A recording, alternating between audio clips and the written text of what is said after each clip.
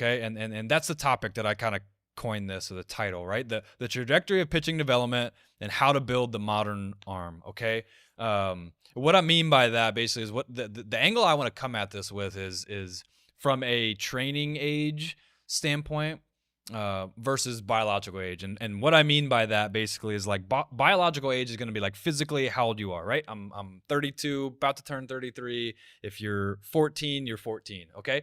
Training age means more about how long you've been training, where you fit into that overall training age, how many years you've acquired in that. It's talking more about your skill and where you're actually at with your skill and your physical development. Very obvious, example to give you guys is that, like, for a younger player, younger athlete, puberty is going to hit at all different times. So like you're going to have a 16-year-old that is fully grown, mature, maybe beard, and you're going to have a 16-year-old that is still tiny and prepubescent seeming.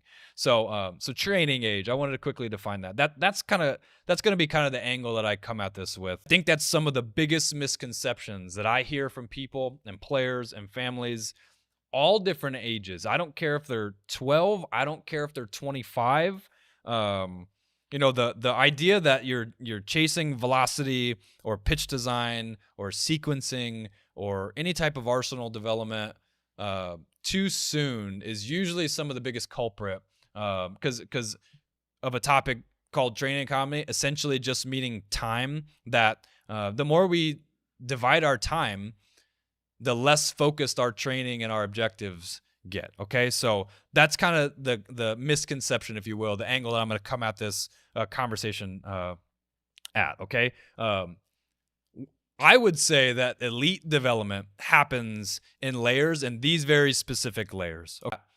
If you're going out and you're chasing velocity, it's really not that hard to get players to throw hard anymore. Okay, you can go buy a set of weighted balls, and you can go download a velocity program that you found on Google, and you can do that, and you can go, but at what expense? Okay, maybe you do gain some velocity. You're certainly, heightened sense risk of injury.